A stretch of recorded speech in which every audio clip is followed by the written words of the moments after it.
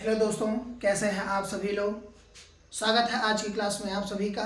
मैं हूं जितेंद्र मिश्रा, आपका दोस्त। जैसा कि हम लोग जहां तक पढ़े थे इतिहास में, और कल हम लोगों ने कुछ टॉपिक को पढ़ा भी था, जिनमें निम्न पुरा पाषाण काल को हम लोगों ने पढ़ा भी था। उसके अंतर्गत दो संस्कृतियों का विकास हुआ था, जैसा कि पहला था सोहन संस्कृति एवं दूसरा था एस्चुलियन या उसी को मद्रासी संस्कृति के नाम से भी जाना जाता है। ठीक है, तो इससे पहले कुछ हम बात करते हैं ऐसी चीज़ों पर कि जो हमारे पढ़ाई को बेहतर कैसे बना सकती है। क्योंकि आज ऐसे में बैठा हुआ था तो कुछ चीज़ें हमारे मन में चली कि मान लिया कोई व्यक्ति पढ़ने के लिए बेहतर तरीके से प्रयत्न कर रहा है, लेकिन नहीं हो पाता। बहुत लोग हैं, तो आप ऐसा ना करिए कि नहीं पढ़ने का मन उठ करके चले गए, या हम कहें कि नहीं पढ़ने का मन है, किताब छोड़ करके उठ गए और उसके बाद फिर पढ़ने का जब मन किया तब पढ़े। ऐसा नहीं है। जैसे मान लिया क्या होता है कि आज के टाइम में दिमाग कभी एक जगह स्थिर नहीं रहता।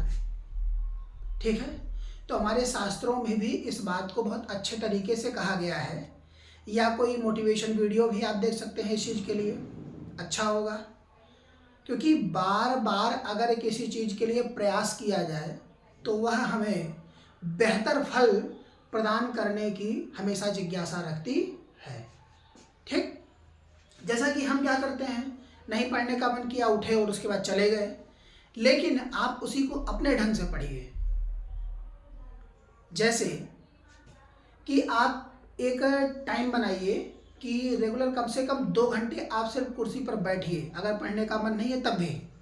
ठीक है, बैठे बैठे अब ये मत करिए कि बहुत लोगों की आदत होती है भाई फोन चलाने लगे, रील देखने लगे, तो उसमें 2 घंटे 4 घंटे कब निकल जाते हैं कुर्सी पर बैठ कर, कोई पता नहीं होता।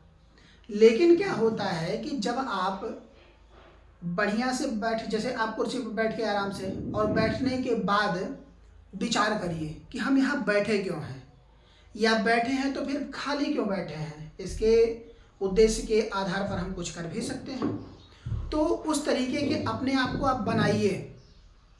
ठीक है, तो नहीं कुछ अगर हो रहा है तो आप एक कोई भी बुक, या अगर फ़ोन लिए हुए हैं तो उस फ़ोन में कोई टॉपिक ऐसा निकालिए जिसमें आपको देखने की रुचि उत्पन्न हो।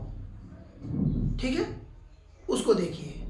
देखते देखते देखते, या कोई ऐसी मोटिवेशन वीडियो जो आपके शरीर में एक नई उमंग और जोश प्रदान करे। ठीक है, क्योंकि अगर नहीं वीडियो देखने से भी नहीं मन हो रहा है तो शिव खेड़ा की एक किताब आती है आपकी जीत, उसको आप लोग पढ़िए, या चाणक्य की नीति शास्त्र पढ़ लीजिए, या चाणक्य नीति पढ़ लीजिए। तो ये बहुत सारी ऐसी पुस्तकें हैं जो आपको मोटिवेशन करने के लिए बेहतर हैं। जैसे क्या होता है कि ना पढ़ पाना या मन न लगना एक स्वाभाविक क्रिया है।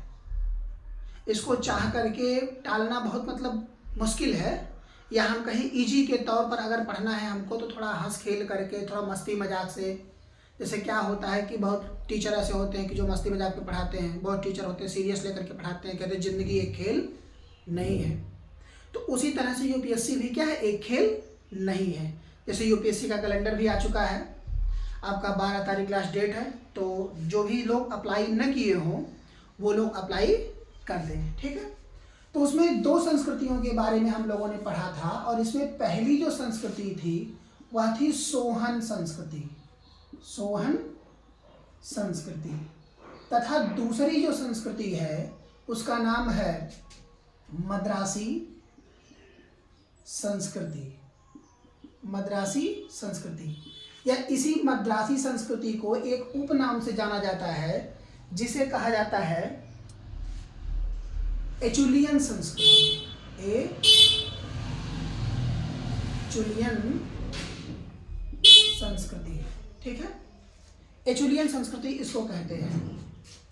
अब जैसे जो हमारा सोहन संस्कृति है, इस संस्कृति के अंतर्गत कुछ टॉपिक को हम लोगों ने पढ़ा था। ठीक है, कुछ टॉपिक को हम लोगों ने पढ़ा था। इसमें क्या किया था हम लोगों ने, जैसे इसके जो अवशेष पाए गए थे, अवशेष, तो इनमें हम कह सकते हैं कि इस अवशेष के रूप में जो हमको मिले, इसमें बहुत सारे जानवर या हम कहें उनके अवशेष के रूप में, यानी कि व्यक्तियों के जो मृत व्यक्ति थे उनके साथ उनको जो दफनाया गया था, हम कह सकते हैं कि जैसे भैंस, ठीक है, हिरण, कुत्ता, ठीक है, कुत्ता, गाय, ये सब ऐसे जानवर हैं पालवे, जैसे हाथी के दांत, ठीक है, ये सब ऐसे जानवर हैं जो तात्कालिक अवशेष के रूप में हमें सोहन संस्कृति में प्राप्त हुए। और यह सोहन संस्कृति किसकी देन थी? यह जो है सिंधु नदी की देन थी। किसकी देन थी? सिंधु नदी की, यानी कि सिंधु नदी की सहायक नदी पर स्थित सोहन संस्कृति का विकास हुआ था। ठीक।